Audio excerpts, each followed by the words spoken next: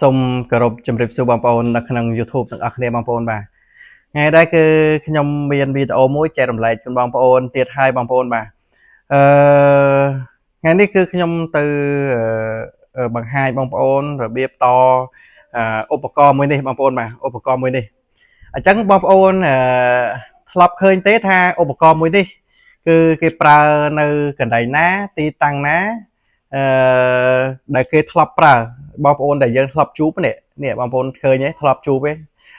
ពេលដែលបងប្អូនទៅកន្លែងណាមួយបង្ហាញបងប្អូនទៅចោះគឺកន្លែងនេះឧបករណ៍មួយនេះគេប្រើនៅកន្លែងផ្ទះសំណាក់ស្ថាគេអីធំបងប្អូនធ្លាប់ឃើញទេថាគេប្រើកាតទេបងប្អូនបាទអញ្ចឹងភាគច្រើនគឺគេប្រើកាតបាទការគេញុកនៅកន្លែងនេះបាទអញ្ចឹងបងប្អូនខ្លះក៏អត់ចេះតទេបាទអញ្ចឹងបងប្អូនខ្លះទេក៏គាត់ចេះតអញ្ចឹងណាបងប្អូនបាទអញ្ចឹងមុននឹងទៅបង្ហាញបងប្អូនកុំភ្លេចជួយ Subscribe YouTube ខ្ញុំម្នាក់មួយដើម្បីបានវីដេអូថ្មីចែករំលែកជូនបងប្អូនទាំងអស់គ្នាបងប្អូនបាទ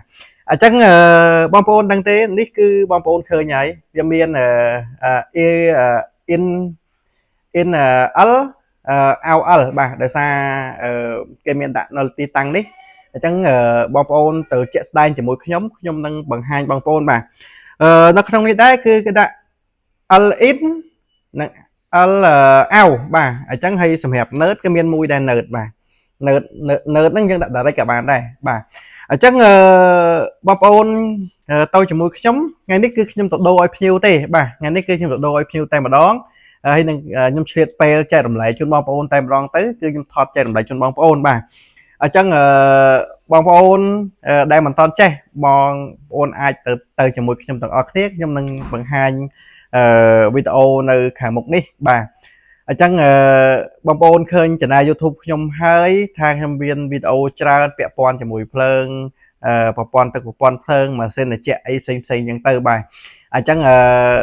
កន្លែងណាដែលបងប្អូនអត់ទាន់ចេះបងប្អូនអាចទៅមើលវីដេអូខ្ញុំទៅហើយខ្ញុំបង្ហាញតែបងប្អូនណាគាត់ចេះទេបាទហើយបើមិនមានពាក្យខុសឆ្គងកន្លែងណាដែលនិយាយទៅវាមិនសមរម្យឬក៏បញ្យល់ទៅវាមិនសូវច្បាស់ទេបងប្អូនសូមសំណាក់ខណ្ឌពេលទោសបាទអញ្ចឹងកុំឲ្យខាត់ពេលយូរយើងទៅខ្ញុំទៅនឹងបង្ហាញបងប្អូនទាំងអស់គ្នាបងប្អូនបាទនេះហើយគឺឧបករណ៍ដែលខូចបងប្អូនបាទអញ្ចឹងហើយខ្ញុំនឹងដូរបាទយើងត្រូវដោះដូរវាចេញនេះគឺបន្ទប់ដែលយើងត្រូវដូរបាទអញ្ចឹងយើងទិញមកគឺទិញថ្មីគឺមានមួយឈុតរបស់វាមានសោនិងមានមួយឈុតរបស់វាតែម្ដងអញ្ចឹងយើងចាប់ផ្ដើមដូរថ្មីឥឡូវនេះគឺយើងដូរថ្មីហើយគឺដូចខ្ញុំបង្ហាញដូចខាងដើមអញ្ចឹងគឺវាមាន L in និង L out ហើយ nerd យើងចូល direct មកបាទដោយសារខ្ញុំអត់បានថតវីដេអូពេញចែករំលែកជូនបងប្អូនទេដោយសារខ្ញុំកាន់កាមេរ៉ាម្នាក់ឯងអញ្ចឹងណាបងប្អូនបាទអញ្ចឹងបងប្អូនអាចធ្វើបានបងប្អូនអាច